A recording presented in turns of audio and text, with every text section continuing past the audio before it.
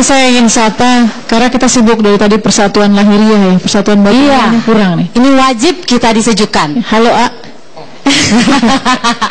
Halo A. Assalamualaikum A. Waalaikumsalam warahmatullahi wabarakatuh. Jadi gimana supaya kita nggak sibuk dengan persatuan lahiriah, lupa sama persatuan batiniah? Alhamdulillah, selamat ulang tahun dulu ya. Semoga TV One jadi TV yang dewasa. Amin. Karena jadi tua itu nggak usah pintar-pintar amat. Jadi tua itu jadi sendiri, tapi jadi matang dan dewasa ini perlu proses yang sangat serius. Di Indonesia banyak yang jadi tua, termasuk saya, tapi belum tentu jadi dewasa. Dan masalah di Indonesia diantaranya adalah masalah kurang dewasa. Sepakat hadirin? Halo. Kalau kurang dewasa mah tukang pamer, mudah tersinggung, lebay, emosional, tidak empati. Ini jadi masalah. Jadi masalah kita tuh rasanya banyak yang kurang dewasa, padahal punya amanah yang sangat strategis di negeri ini. Bukan berarti saya udah dewasa ya. Teruskan. Jadi masalah itu sebetulnya tidak ada yang bahaya, Pak. Yang bahaya itu salah menyikapi masalah. Ujian di sekolah tuh nggak ada yang bahaya, orang tidak lulus karena salah jawabannya. Halo, sepakat? Nah, jadi saya tidak terlalu cemas dengan masalah di negara ini. Yang dicemaskan kita nggak ngerti masalahnya apa. Dari tadi saya rada serem, ini masalah konflik agama. Asa enggak, Pak. Beneran. Saya ikut aksi-aksi itu, Bapak dengar sendiri bagaimana begitu yang mau ke katedral, yang mau nikah dengan sukacita. Kita jaga, kita iring-iringi, dan nggak ada beban di hati kita. Jadi salah tuh yang menganalisa ini masalah agama. Enggak tuh.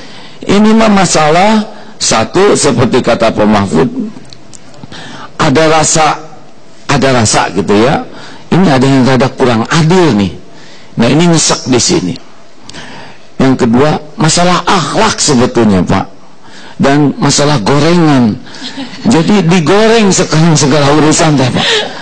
Masa tuh terus saya digoreng, Pak, sekarang. Kurang apa coba, Pak? Cuman ngomong. Kalau orang tidak bisa mengendalikan lisannya, maka akan bisa jadi sumber masalah, bukan jadi sumber. Waduh, digoreng tuh. Digoreng jadi apa? Ya, totong pipiluan katanya. Ulama kok jadi tukang kompor. Lah kan udah wajar suruh ngejaga lisan, benar. Jadi masalahnya sekarang itu ada grup gorengan, Pak.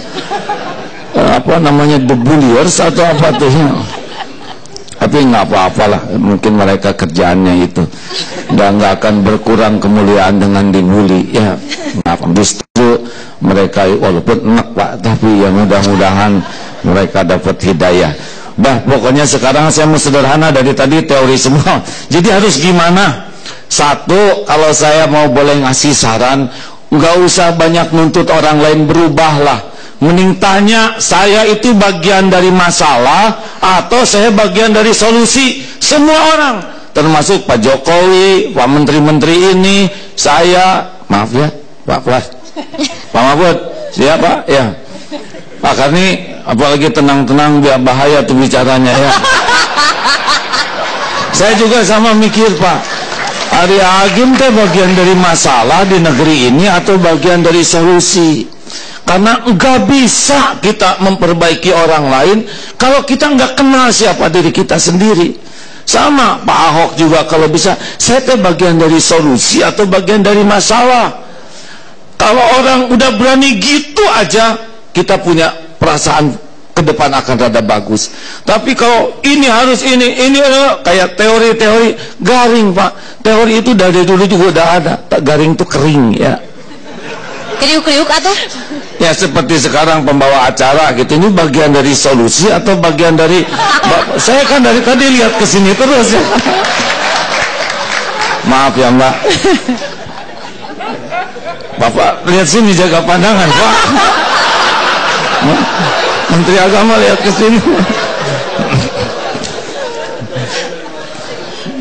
Teruskan jangan. Teruskan. Yang kedua tuh Pak, kita harus mikir. Jadi perbedaan tuh nggak ada masalah Pak. Benar-benar saya bisa melihat di bawah itu ya. Enggak tuh kita dengan yang beda agama nggak ada masalah sama sekali. Yang jadi masalah adalah emosi nih menghadapi perbedaan. Kan udah diciptakan Allah kita berbeda Pak. Saya itu lahir gara-gara ibu bapak saya beda. Allah tuh menciptakan Adam dan Hawa, bukan Adam dan Asep. Maaf yang namanya sama ya. Serius Pak. Jadi perbedaan mah nggak ada masalah. Yang jadi masalah tuh emosional tidak menyikapi perbedaan. Coba Pak lihat ya. Orang yang dikritik di emosi. Nah itu yang jadi masalah tuh, bukan perbedaannya. Nah ini mungkin yang harus kita evaluasi. Gimana sih saya menyikapi perbedaan pendapat, perbedaan keinginan. Nah biasanya kalau orang udah nggak bisa nahan emosi, itu jadi masalah perbedaan tuh.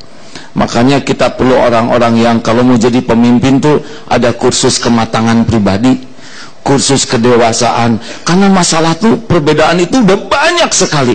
Kalau tiap beda jadi masalah, udah hancur tuh Pak. Ambek-ambekan terus udah gitu punya kedudukan. Ini kan lebih bahaya Pak. Halo? Setuju nih? Jadi tolonglah evaluasi bersama nih, emosional atau tidak. Itu Pak, pada waktu Twitter saya dibajak nih Pak Menteri ya. Langsung curhat ya. Tetapnya saya enak Pak. Teori mah enak, gampang, maafkan. Aslinya masih gede gini Pak tetap. Tapi sesudah saya pikir kalau saya ngambek, saya jengkel, saya jadi bagian dari masalah lagi. Nah, ada yang ketiga Pak. Jadi yang sesudah saya bagian masalah atau solusi, bagaimana menghadapi perbedaan. Nah ini Pak, tentang bahwa kita ini punya tanggung jawab untuk generasi sesudah kita. Jadi kita ngomong-ngomong kayak gini, tapi pikirannya jangan kita aja. Gimana anak cucu kita nanti di depan? Jangan hanya sibuk mikirin rumah kita, kesenangan kita. Itu gimana anak cucu kita menderita atau enggak sesudah kita lewati masa hidup ini. Kan kelihatannya ini wajah-wajah bakal meninggal, maaf ya. Bahkan ada yang tidak begitu lama lagi. Coba acungkan tangan. Saya udah 55 tahun, gak kerasa udah tua. Kalau jatah 63 tinggal berapa tahun lagi? Ya kalau jatah 57 2 tahun lagi. Saya mewariskan apa? Saya jadi ingat itu tuh Pak, kakek-kakek tua tuh. Dia ngegali-gali tanah, nanam korma. Sampai gemeter gini Pak.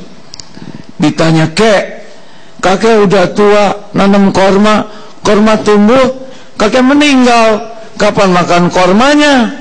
Apa kata kakek ini ke khalifah? Khalifah,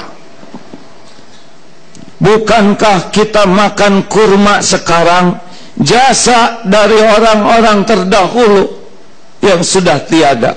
Bukankah kita menikmati kurma sekarang jasa dari orang terdahulu? Mengapa kita tidak menanam untuk masa yang akan datang anak cucu kita? Saya masih suka mikir gitu Pak, anak saya, cucu saya gimana nanti nasibnya di negeri ini. Nah makanya Bapak Ibu, mumpung diberi amanah, jabatan, kedudukan, apalah topeng-topeng yang nggak jelas kayak gitu di dunia sebentar ini ya, jangan centil, itu kan cuma topeng, benar. Jabatannya sebentar, hisabnya berat. Pikir apa warisan kita buat generasi yang akan datang. Sepakat hadirin? Nah khalifah terpesona.